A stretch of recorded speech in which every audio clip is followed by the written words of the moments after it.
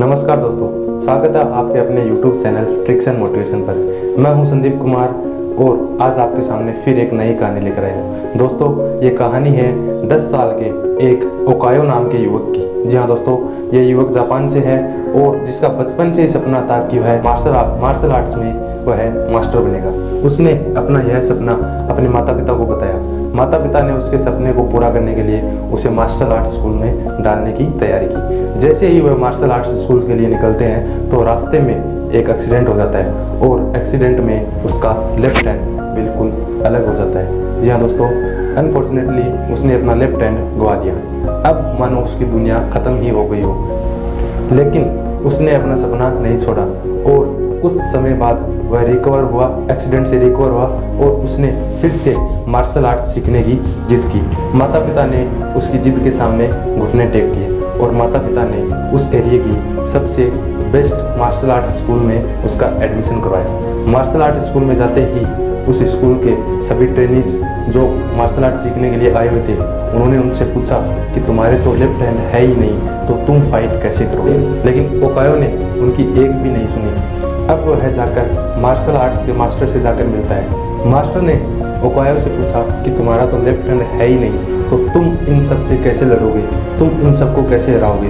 तो इस पर ओकायो ने जवाब दिया कि मुझे आप सिखाओगे और मैं सीखूंगा और मैं इन सबको हराऊंगा। उस बच्चे का ऐसा जवाब सुनकर मास्टर हैरान हो गए और उसने उस बच्चे को अपने स्कूल में एडमिट कर लिया। मास्टर ने उस दिन उसे एक किक मारने को कहा और कहा इसकी प्रैक्टिस करो। ऐसे ही 2 दिन 3 दिन 4 दिन निकलते गए, लेकिन ओकायो ने देखा कि मास्टर उन्हें और कुछ नहीं सिखा रहे हैं, वही किक मारने की प्रैक्टिस करने के लिए बोल रहे हैं। ओकायो अब जाकर मास्टर से मिलता है और मास्टर फिर से उसे वही किक मारने की प्रैक्टिस के लिए बोलते हैं। ऐसे ही 2 महीने निकल गए। 2 महीने तक ओकायो लगातार वही किक मारने की प्रैक्टिस करता रहता है। फिर भी उसे और कुछ स्किल्स और कुछ टेक्निक्स नहीं सिखाई गई और वह 2 महीने बाद मास्टर से जाकर मिलता है कि मास्टर मुझे और टेक्निक्स भी सीखनी है। लेकिन मास्टर ने अब भी उसे यही कहा कि तुम फिर से नई टेक्निक, फिर से यही किक की प्रैक्टिस दोबारा करो। उसी किक की प्रैक्टिस करते करते उसे लगभग 2 साल हो गए और अब उसने मास्टर से फिर से पूछा कि आप मुझे नई टेक्निक्स क्यों नहीं सिखाते हैं, आप सभी बच्चों को नई नई टेक्निक सिखाते रहते हैं, मुझे क्यों नहीं सिखाते। इस पर मास्टर ने कहा अगर तुम्हें मुझ पर विश्वास है तो तुम इस किक की प्रैक्टिस दोबारा करो, अगर नहीं है तो तुम स्कूल छोड़कर जा सकते हो। इस पर ओकायो ने मास्टर का कहना माना और वह प्रैक्टिस स्टार्ट कर देता है और ऐसा करते करते 2 से 4 साल हुए, 4 से 8 साल हुए और 8 साल बाद ओकायो 18 साल का हो गया।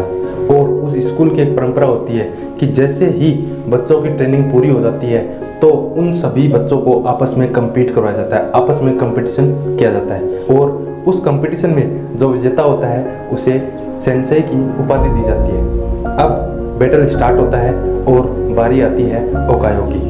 फर्स्ट राउंड में जब ओपोनेंट उसे हिट करने के लिए सामने से आता है तो ओकायो ने वही किक का उपयोग किया और फर्स्ट किक में उसने उसे नॉकआउट कर दिया। ऐसा देखकर ओकायो खुद शॉक्ड हो गया कि मैंने यह कैसे कर दिया। अब बारी आती है सेकंड राउंड में। सेकंड राउंड में भी उसने वही किया और दूसरे राउंड में भी वही हुआ जो पहले राउंड में हुआ, नॉकआउट, मतलब सामने वाला ओपोनेंट गेम से बाहर। अब थर्ड राउंड का ओपोनेंट उससे शरीर में कुछ ज़्यादा भारी होता है, उसे देखकर ओकायो डर जाता है, लेकिन फिर भी ओकायो उससे कम्पीट करता है। कुछ समय बाद वह मौका देकर उसी किक का उपयोग करता है और उसे भी नॉकआउट कर देता है। ऐसा देखकर ओकायो का कॉन्फिडेंस और बढ़ने लगा और वह एक एक करके सबको हराता गया। अब बारी आती है फाइनल राउंड की। फाइनल राउंड में उसका कंपटीशन होने वाला था उस स्कूल के सबसे बढ़िया, सबसे बेस्ट मार्शल आर्ट से। अब वह डरा हुआ था क्योंकि उसने पहले देखा था कि वह जो ओपोनेंट है वह सामने वाले को पीटता होता है, मार कर ब्लड निकाल देता है। लेकिन अब भी ओकायो डरा नहीं और उसने उसके साथ कम्पीट किया। लेकिन वह उस स्कूल का बेस्ट अपोनेंट था और उसने ओकायो को पीट कर उसके शरीर से ब्लड निकाल दिया। अब रेफरी भी बोलने लगा कि मैच आगे और नहीं हो सकता। इस पीछे से मास्टर ने इशारा करते हुए कहा कि मैच को कंटिन्यू किया जाए, क्योंकि इनमें से एक तो चैंपियन बनेगा ही। और हाँ, ऐसा ही हुआ।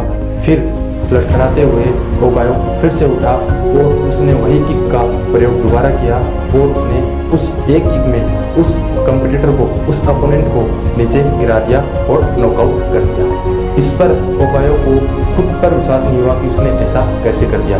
वह दौड़ता हुआ फिर मास्टर के पास जाता है और मास्टर ने उसको चैंपियन बना दिया और उसे सेंचुरी बना दिया।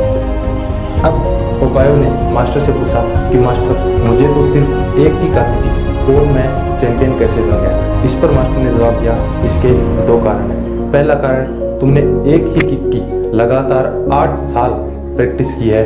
और दूसरा कारण कि अगर कोई तुम्हें इस किक से हराना चाहे तो उसको ज़रूरत है लेफ्ट हैंड की, और बाय गॉड बाय लक तुम्हारा तो लेफ्ट हैंड है ही नहीं। दोस्तों, ज़िंदगी में भी यही होता है, जो हमारी वीकनेस है और हमें अगर सही मास्टर मिल जाए तो हमारी वीकनेस को वो हमारी स्ट्रेंथ बना सकता है। जी हाँ दोस्तों, मैं आपसे मिलूंगा अगले वीडियो में। तब तक आप इस वीडियो को अपने सारे फ्रेंड्स में शेयर करें।